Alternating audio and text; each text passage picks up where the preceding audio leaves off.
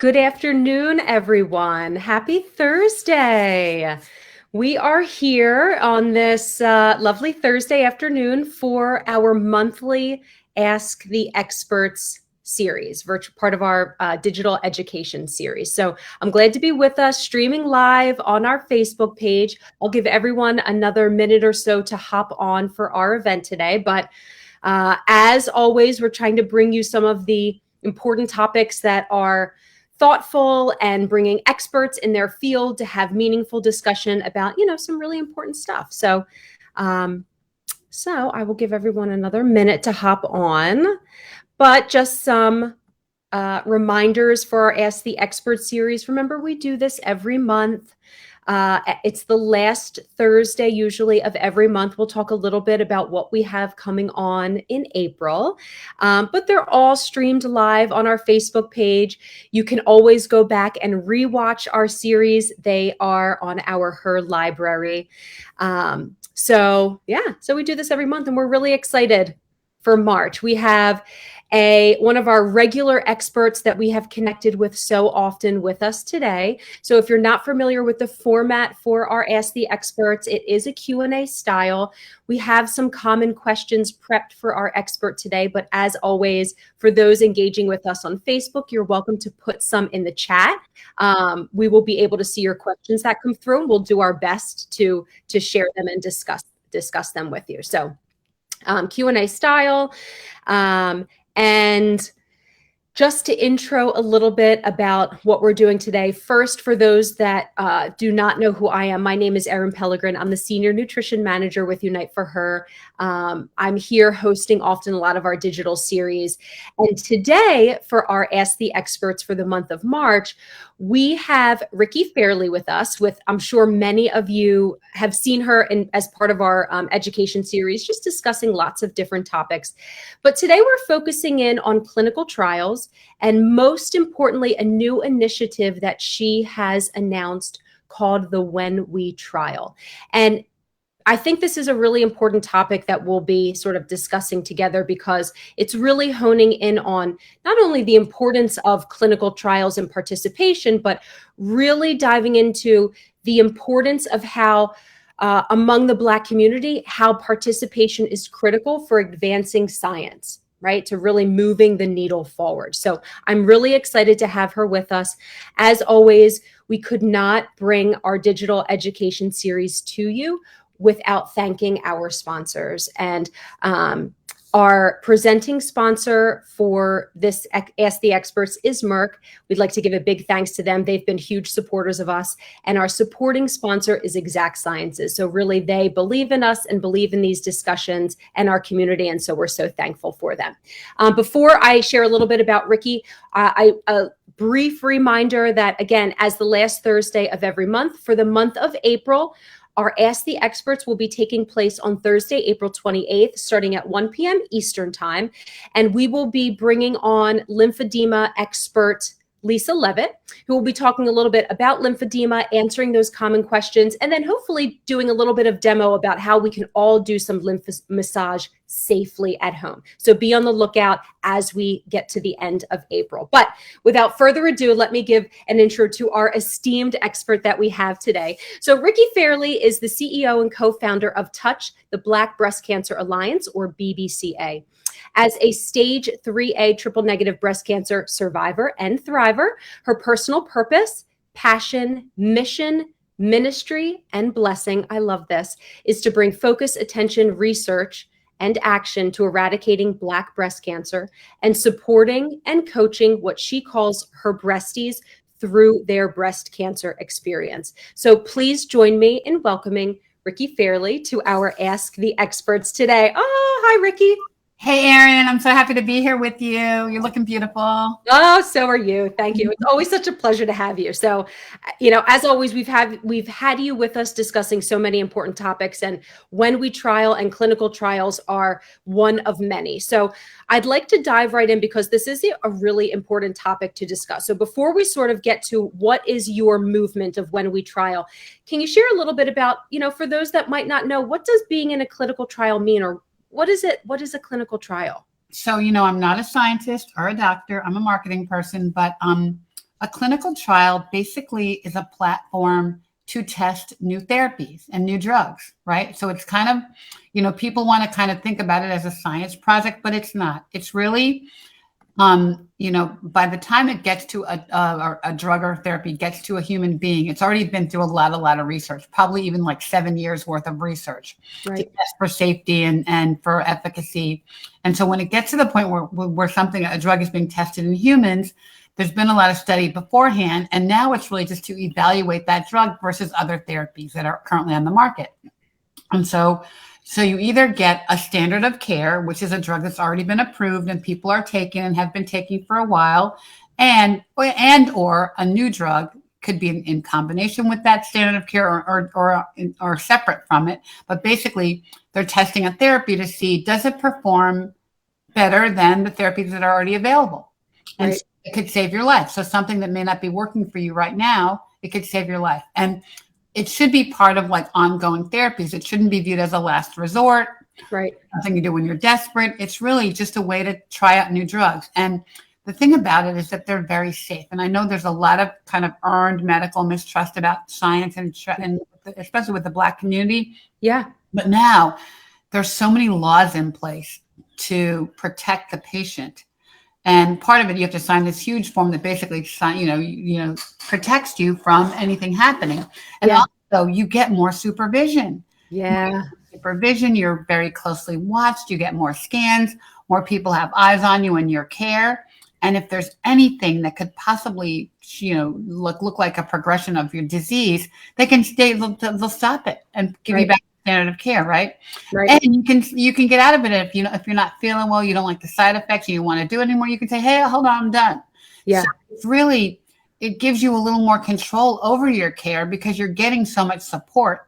Yeah. And can play a role in how things are making you feel because they want to know how you feel, how the drug is making you feel, and what the side effects are. So it's really a great thing to do. And for Black women, if you look back in history, Erin, and I kind of dug back like 20 and 30 years ago, when a lot of the standard of care drugs were made for breast cancer, like adriamycin, the Red Devil talks about, Taxol and Cytoxan. And guess what? There were no Black women in those trials. And even today, the average is 3% participation. Wow. So what we're learning and there's a growing body of research that now is validating that Black breast cancer is a different disease. Yeah. And it's on a molecular basis. The cells are different. Yeah. And what does that mean? That means we need different drugs, or we need different dosing of the current drugs, or we need different treatment to cure our disease. Yeah. And so it's so important for Black women to participate in this research to advance this science in our favor and learn more about how the drugs are affecting us differently, Well, and I'm glad that you mentioned that even before a drug or a treatment gets to the point of human trial, there has been a ton of research before that, because I'm not sure everyone really knows the back end of it before it even gets to that level. This isn't something that they just kind of throw together and then they're like, well, let's start gathering participants. There has been a lot of work and background research before it even gets to that. And I think sort of clarifying is really important, just as we sort of, we try to gain trust. Right? We try to build that level of trust. I'm really glad that you mentioned that. Yeah. And it's practice. And the previous studies are about safety. Is this drug safe? You know what I mean? The first thing they do is test it for safety and then test it for efficacy. Yeah. So a lot of work has been done beforehand, and we need the science. I mean, and if you think about it, every day you go outside, you get in your car and you hit the accelerator and you think it's going to go. Yeah. What do you think brought that on? Scientists and engineers. Science, we live in a world of science every day. The food that we eat, everything about our lives has some degree of science in it. It's no different. This science is different, and we need to figure it out and get the right drugs for our bodies. Yeah. I tell people all the time, Erin, that Advil you took last week for a headache? Yeah. A clinical trial. Right. Right. That Tylenol you gave your baby, that antibiotic you gave your dog. Yeah. Guess what? It was in a trial. It was in a trial. So it's something that's very common, and we need this. We need the science to get better. Definitely. So, I mean, clearly we can see your drive and your enthusiasm regarding, especially sort of bringing this awareness to the Black community. So tell us a little bit about your When We Trial movement, and what is it? How did it come to fruition? And what kind of work will you be doing? So we last year we did a pretty rigorous research study, and I'm a marketing person, so it's all about what does the consumer think, what does the patient think. Yeah.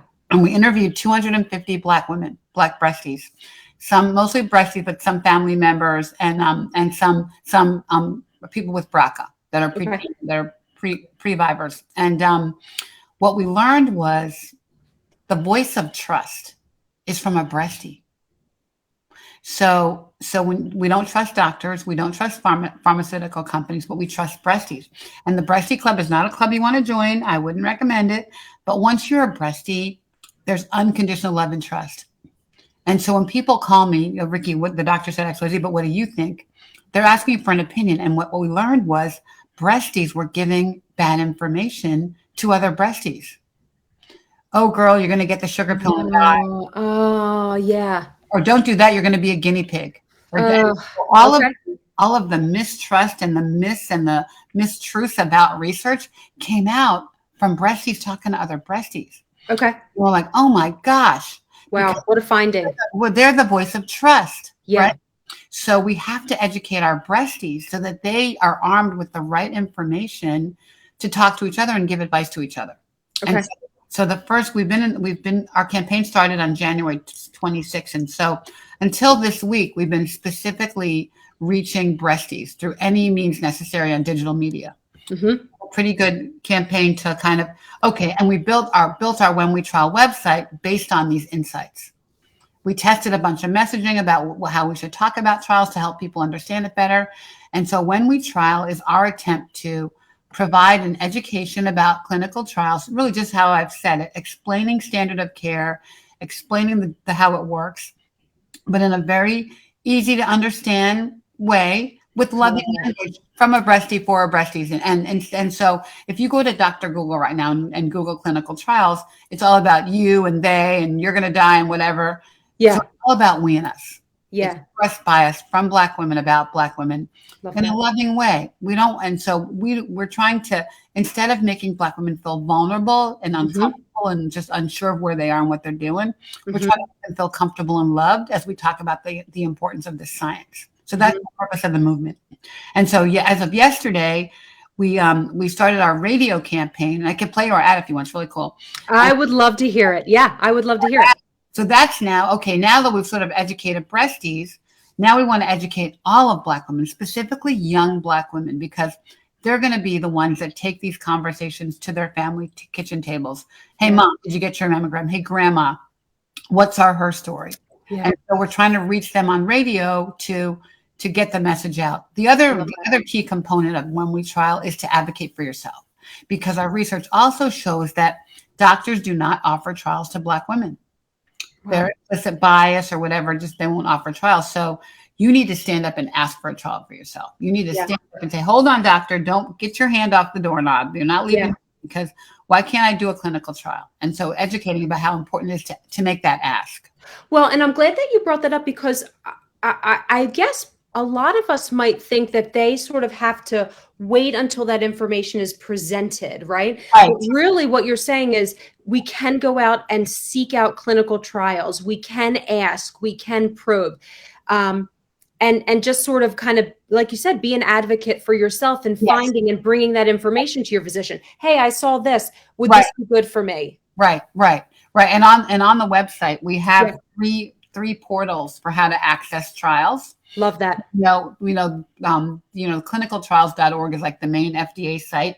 Yes. But that thing is like going to hell with your eyes closed and your hand tied behind your back.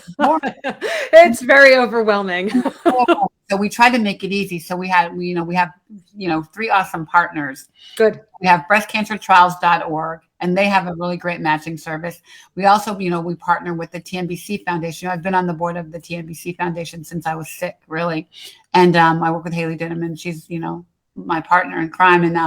And so they actually have two portals on their site, one for metastatic and one for early stage TNBC.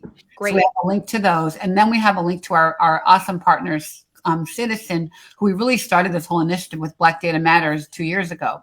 Okay. So they have a great matching service, and they provide an incredible resource to patients to really just digitize your medical records. So I have an app on my phone that basically has my scans from 2011. Yeah. And when I go to the eye doctor now, I give him give me your phone, because all my records, all my scans, all my blood work is in there. And Great. then they also give you a matching service. So we tried to take some of the pain out of that. Okay. And then we also just are starting a nurse navigator practice. So if you want to talk to a navigator to help you through the process, choosing a trial, doing the informed consent, we got you. Okay, that's wonderful. So, and just to be clear, I know you've mentioned a couple times about TNBC, triple negative breast cancer. Is When We Trial open to anyone? Whether they have, okay, it's all cancer. It's all breast cancer. No. Excellent. No, Excellent. I'm not triple negative, and so I think we're special people, our TNBC people, because I love all of my breasties, but we are the only subtype that doesn't have a drug to prevent recurrence. Yeah, and so we can't fight it. And so that's why even just research is so important to TNBC. It's so important to all breast cancer, any metastatic breast cancer. So we want everybody to be involved, but I have a special place in my heart for TNBC. Right. Yeah, wonderful. Okay, good. So at least everyone knows that this is a central place they can come to. Yeah, no matter the particular type of breast cancer. Okay. Yeah, we got to fix it all. We got to fix it all. HER2 is still bad, and they're all bad. They all suck. Yeah. So we know, and we know the importance of word of mouth, and I think just kind of being that trusted voice of truth and sharing the information. And then, like you said, the younger generation that are coming through, they're going to be the ones asking. They're going to be the ones, and so sharing that truthful word of mouth, so important. Like starting from the root. It's like starting from Yes, Black families do not talk about health until somebody's either getting the leg amputated or in hospice or dying or dead. Yes. And so we're trying to foster these conversations. We have a really awesome HBCU internship program, and I did a call with them last night. We have 11 beautiful people, and we have one guy actually, but they're all pre-med, pre-nursing, pre-health. Wow. They're all these brainiac young people, and I basically say, go talk to your moms, talk to your grandmas. Have these conversations with your family, get to know her story, and they post on social media. So they're doing a lot of When We Trial outreach on their social media, and that's great. And 3 of them actually are helping our ad agency work with bring the campaign, make the campaign happen. That's wonderful. Wonderful. Oh my gosh, very exciting. Yeah, really important work. So in terms of the obstacles, you've talked a little bit about what are some of the challenges that really hold people back from wanting to reach out, to look into clinical trials, to participate? What are some of those obstacles that you hear or challenges that tend to come up? You mentioned, just distrust in general, but it can also be a little bit of a lengthy process. If, it seems like the wording is complicated and confusing. What are some of the things that you've seen in your work? Fear of loss of control for Black women. Oh, yeah. Well, clearly, everything you said is definitely a barrier. Transportation is always a big barrier. Is it going to cost me money? Am I gonna have different side effects? Yeah, all those things. But it's pure fear of the unknown. Black women, we are like helicopter moms, control freak moms. We take care of everybody that we love at our own expense. And all women do, but we are like crazy. We wear the purple cape and the crown, and I will give you my last piece of chicken and starve. I will buy you a car and walk. I will do anything for you, right? And so when you strip that power away from us and put us in a situation where there's no people that look like us, it's beautiful. You're used to going to a community hospital where it's chaos, right? Yeah. Whatever. But then you go to this white doctor's office where there's nobody that looks like you. There's beautiful roses on the counter and there's elevator music, and you're like scared shitless because you now have lost your power. Yeah. Lost your power. So we're trying to give them back their power. Like, here's how you keep your power, because you're in control of this dialogue. Yeah. You control the trial. You make the choices, and we'll give you the information you need so you do feel powerful and not vulnerable. That's wonderful. In my ideal world, Erin, this is what a clinical trial would look like. Okay, so it would be a Victorian house in a Black neighborhood. Walk down the street, you open that wrought iron gate, you walk up on the porch. the beautiful black grandmother comes out. She gives you a hug. She Yeah. takes your 3 kids to the playroom and feeds them spaghetti. She takes you into the treatment room, which is just a beautiful room with a cushy chair, Mm-hmm. a blanket that she controls, and a cup of tea from the Oh. garden. She turns on Luther Vandross, and she gives you. I love it. I love everything about it. So, and I know that's crazy, but until we can give her that level of safety and care Yeah. and love, Yeah. as she does this science, so that those are the conversations we're trying to have with pharmaceutical companies. Like, I know that's a far stretch to get there, but make it so maybe telemedicine works, so I can do it in my own house where I feel in control. It's all about that fear of losing control. And you know, you have cancer, you have no control anyway. Right. And this is just taking it another step further. Level, like, oh my God, you're going to give me a drug you don't know about? No. So we have to make her feel safe and know that the science is good. Yeah. It's good, and you're only going to get something that could be better for you. Yeah. So, and we have better outcomes from trial data. So yeah, it's something that we have to do, because the drugs we have right now are not working. For every 100 women, white women, who die of breast cancer, 141 Black women die. Wow. That's what that mortality rate means. 41% higher mortality. 100 white women die, 141 Black women die. And it's because the drugs aren't working for us. Right. We need it. We absolutely need the research. Yeah. Yeah, we do. Yeah. Can you talk a little bit more about what it means when you say standard of care and why that's so important? Yeah, so standard of care is what we have on the market now. Yeah. The drugs that we have. So we have a lot of really good drugs that are working for people. Yeah. You know, like, you heard the Red Devil and adriamycin and Taxotere and Herceptin and carboplatin. All those drugs are all in the market. So a lot of the work on the trials in breast cancer are comparing to those drugs or in combination with those drugs.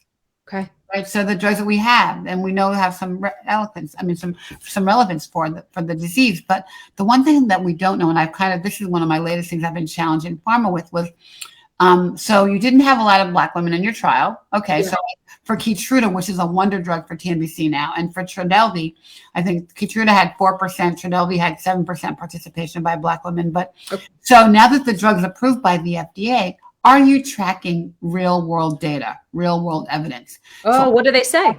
They're nothing yet. I mean, I think they're trying to, but and they're saying, well, we're going to try to do that. But I'm hoping to plant that seed, because I want to know. So now that the drug is here, you've had X number of Black women take the drug. How did they do? How did it work? Right? It's on the market, so you didn't test it ahead of time. And so I talked to Merck about Keytruda last week, and they're like, we're trying to do that. They are trying to do that. But I think that's something that I want to impress. Okay, for these pharma companies, that I don't want to say they failed, but they did fail, because everybody's failing, so it's okay. I mean, everybody failed on the participation. But now that it's in the market, make something happen. Give us the data. Tell us what is happening with Black women with Black breast cancer. Is it helping? It can only help them. Like gathering this info and gathering what happens can only help them. And you've got these small percentages of participants. Right. So why wouldn't they want to try to gather more to really get an understanding of what happened? Did it work? Did it not work? How long? All the stuff. Right. Did it have different side effects for Black women? And all that stuff should still be recorded in science. So we have that science, and even now, there's so many docs that don't know about some of the new therapies. They just don't stay on top of it and are not giving them the best choices. Yeah. And that was going to be another question, just in terms of, if a person is interested, right? They go to When We Trial, they've done a little bit of their own research. Maybe they're connecting with your organization to find out what would be right for me. What happens if it's not offered at their treatment center, or maybe it's a study that's out of their geographical region? Do you know what a person could do? Okay.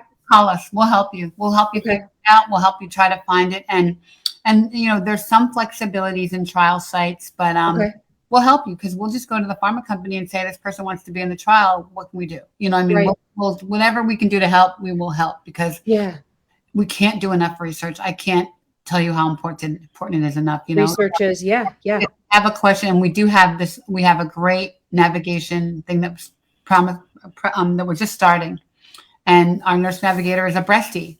And so she can really talk the talk about what this process looks like.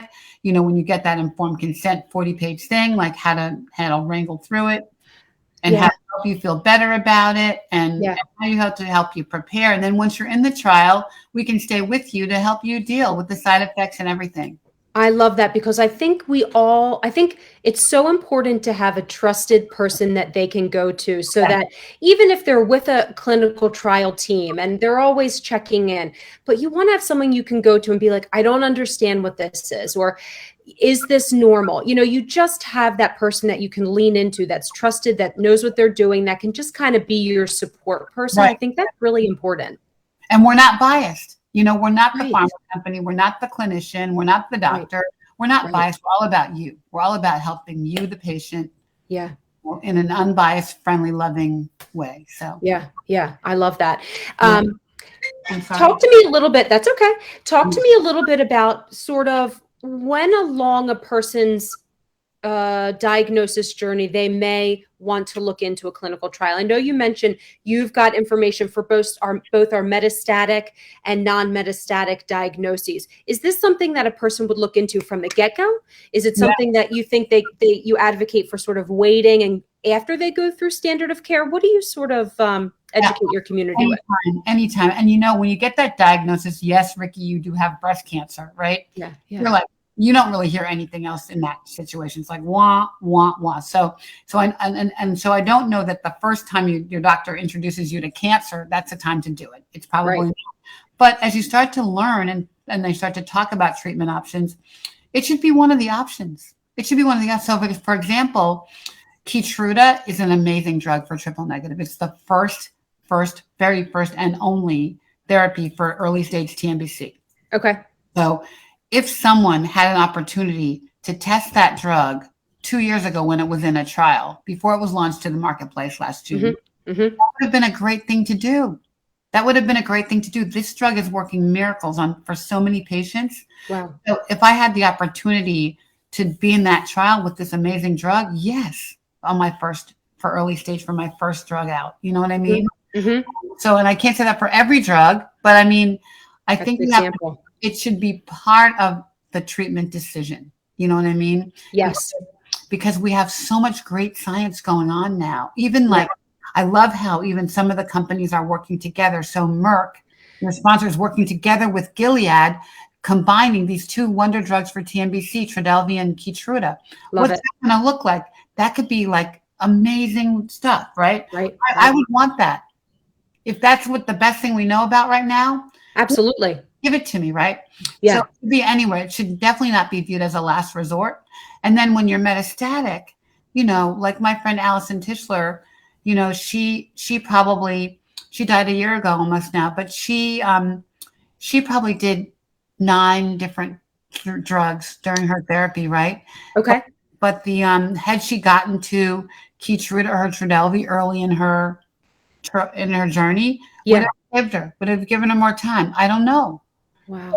But you know, like think about it. When you're metastatic, you're always hoping your therapy is going to work, and then when you start to get progression, you got to change therapies. Right. So you know, the sooner you can get something that could be new and better in that lineup. Right. You know, and even when you get into trials, if you're metastatic, sometimes your trial admittance is dictated by what you've taken before. Okay. You know what I mean? So you have to sort of look for that. But that's what our navigator is all about too. She can help you figure out. Yes, the nuances of all that. Yeah. Yeah. So absolutely. But I say, you know, anything we can do to get this science better. You know, I work for Belle and Leigh and Hart, my grandbabies. And I want this to go away. Belle's going to get boobs in about 10 years. She's 4.5. You got to get rid of it. Yeah. You know? Yep. Absolutely. Yeah. And again, I think something else important that you mentioned is just, you know, when we're walking into a clinical trial, it's never a sugar pill versus something else. You're never going to be. Never. Yeah. I think, and I know I've heard that misconception so many times that, you know, they're going to take you off of your regimen or they're going to just let you be. And you're right. It's standard of care versus something new versus something different. If a person does enter into a clinical trial and they are trying something different and they're not feeling well, or they change their mind, they don't want to be a part of it, are they able to leave the clinical trial at any point? I'm done. I want out. Take me out. Oh, There's no okay. no, and give me something else. I don't want to do this anymore. I don't Okay. like the side effects I'm feeling, or whatever. Whatever. You can say no at any moment and change your mind. Oh, okay. So it's not like you're like committing to like a cable plan. You know what I mean? Right. Which we can never get out of ever. Let's not. Right. Don't get me started on AT&T, right? But yeah, it's not like that at all. You can get out instantly if you say I'm not on it. Oh, that's wonderful. Yeah, because it can feel like a big obligation, especially as you go through the paperwork and you're reading all of these documents. It's like, what am I signing up for? And that's what our navigator is all about, to help you get rid of that fear, But even, I had a breastie call me about a month ago saying, I'm in a trial and I'm not feeling, I don't feel good. I don't like it. And so I kind of just talked her off the ledge. And so, and the side effects she was feeling are the side effects you get from all the other crap we're taking. Yeah. Yeah. Like you're going to be nauseous. You're going to be, now if it's different than what you felt, then maybe we should talk about it. But like, none of this stuff is going to make you feel good. Hello, it's chemo, right? Or you're right, immunotherapy. So don't just jump out of the trial because you may have a bad nausea day, because you're going to have that anyway, whatever's on the ticket. You know what I mean? So it's almost like, but that's what our navigator can help you with. Well, here's why this is happening. And guess what? Here's some things that could mitigate your nausea.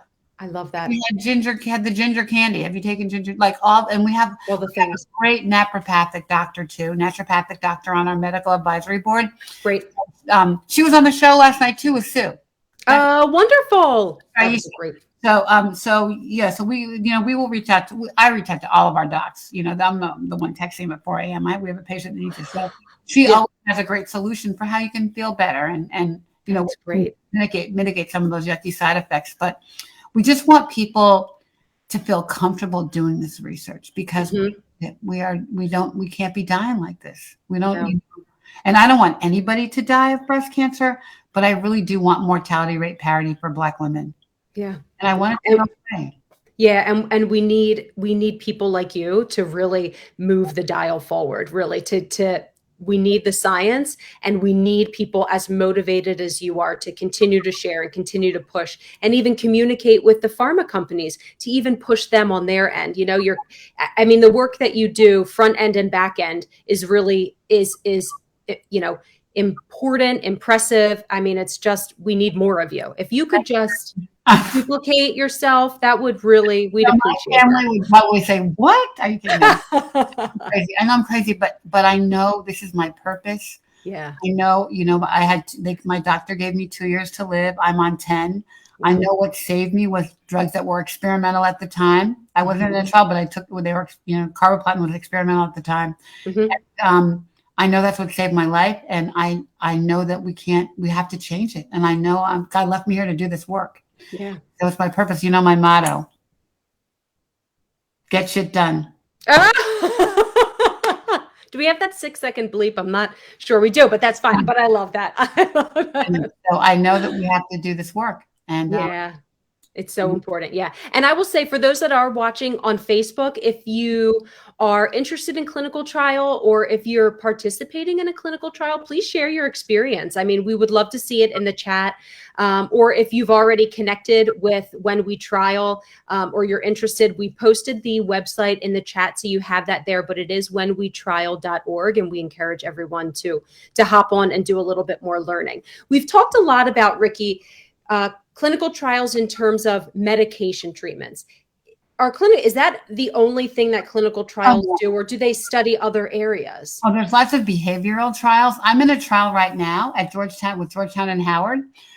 That's tracking stress in Black breast cancer survivors.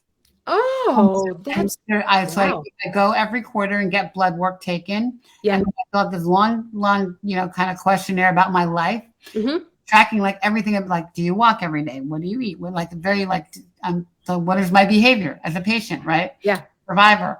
And so I hope that they learn a lot about stress. Once you've survived breast cancer, what does your life look like?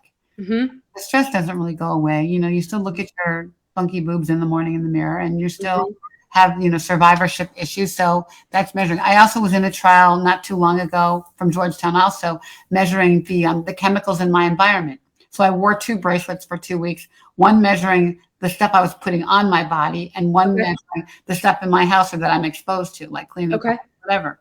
Yeah. So yeah, there's all kinds of trials. And I do any trial I can because I want to walk the walk. Yeah. I don't want to just talk the talk. So if there's something comes along, I'll sign up for it because I want to be a part of a trial of research. Yeah.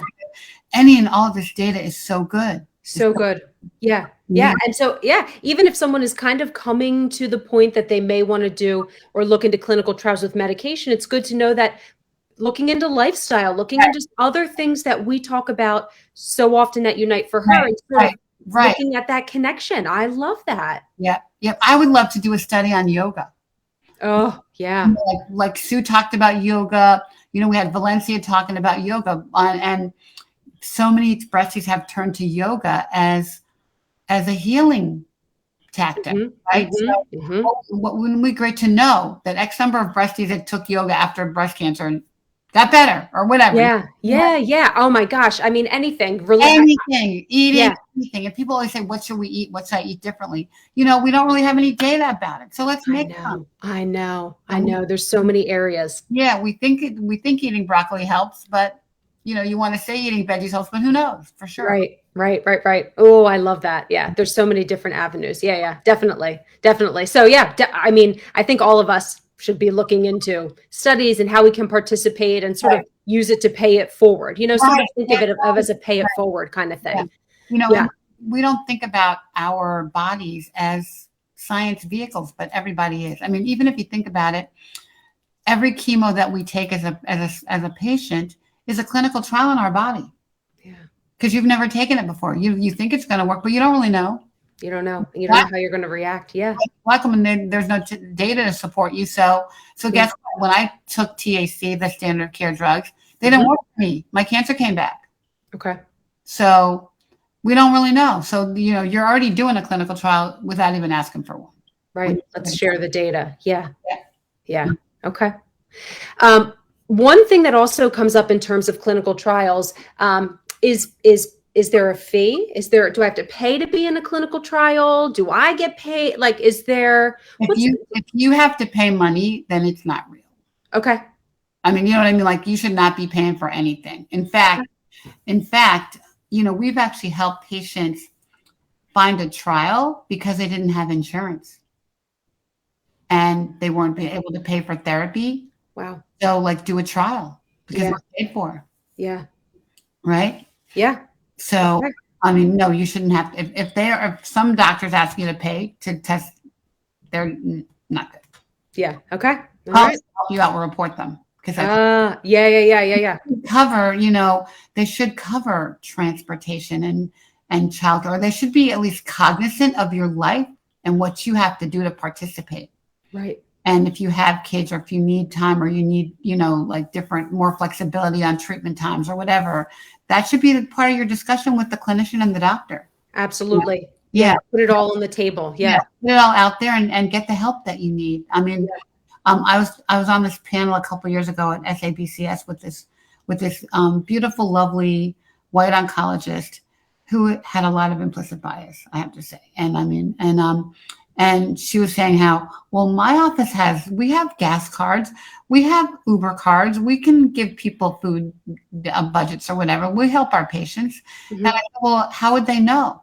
Well, I don't know. Somebody in my office does that, talks about that. And I said, well, who?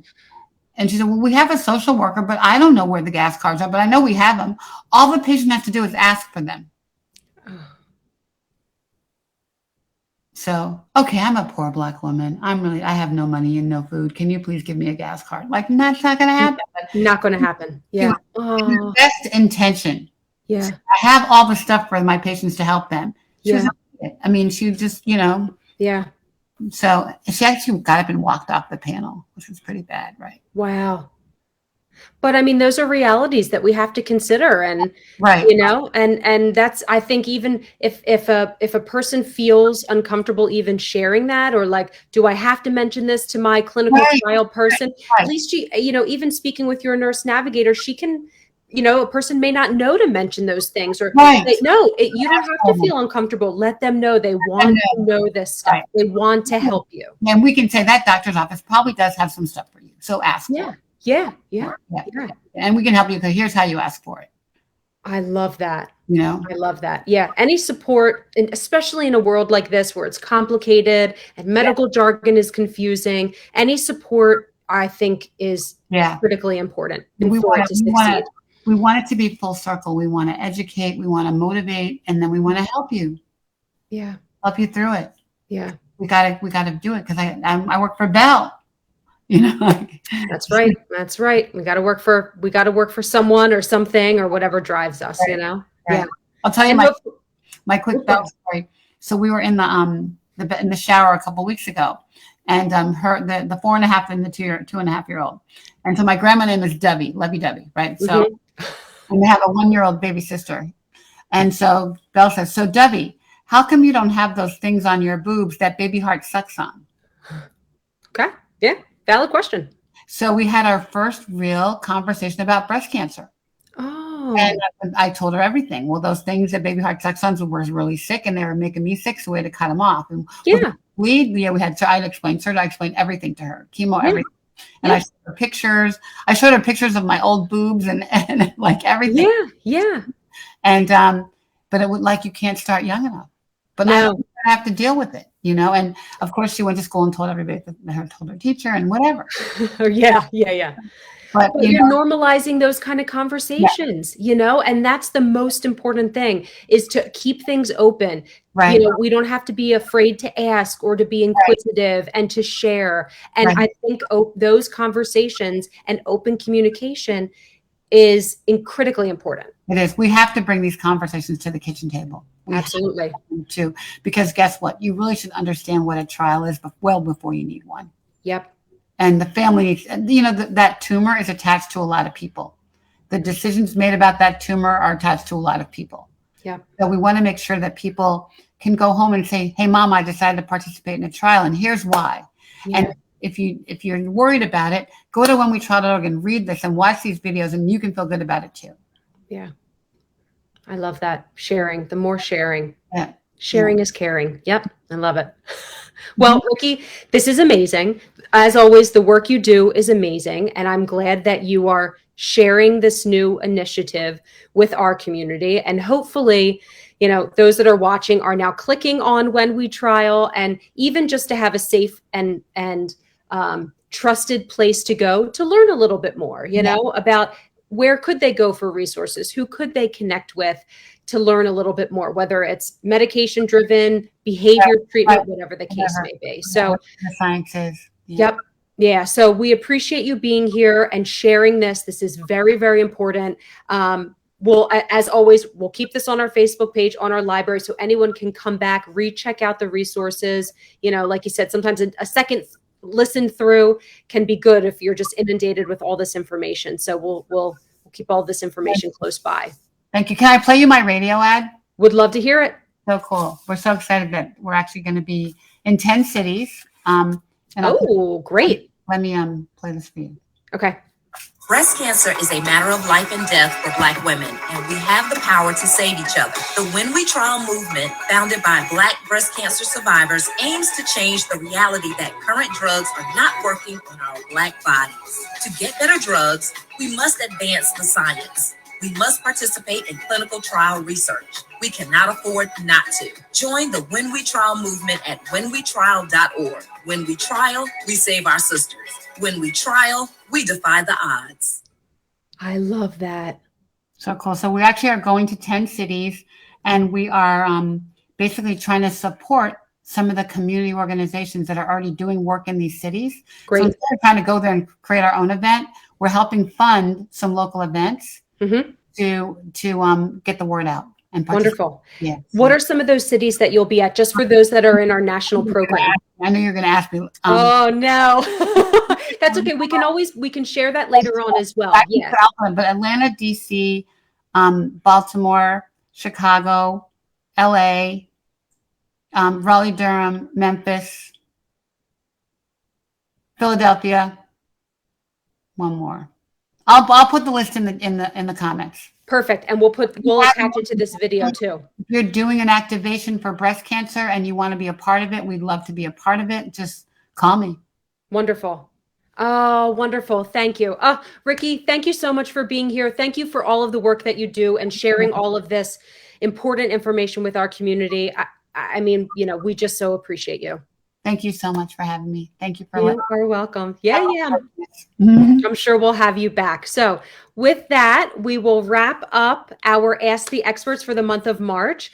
As I said, I mean, we expect nothing less of important, thoughtful discussion from our community. And that's why we have Ricki here so often, because we share the beautiful work that she does. So hopefully you've learned a thing or two, or if you're taking this message and sharing with others that may benefit from a clinical trial and how to learn a little bit more and even connect with one of her nurse navigators or the nurse navigator that she has there, just to, ease some of those fears that we may have. So appreciative. Thank you everyone for watching on this Thursday afternoon. As a reminder, our next Ask the Experts will be taking place on Thursday, April 28th, streaming live on Facebook, 1 p.m. Eastern time. We will be discussing lymphedema. Our expert will be Lisa Levitt. She'll be teaching us a little bit about lymphedema and how to administer some massage at home safely and answering your common questions. So with that, thank you so much for watching. Have a wonderful weekend, and we will see you next time.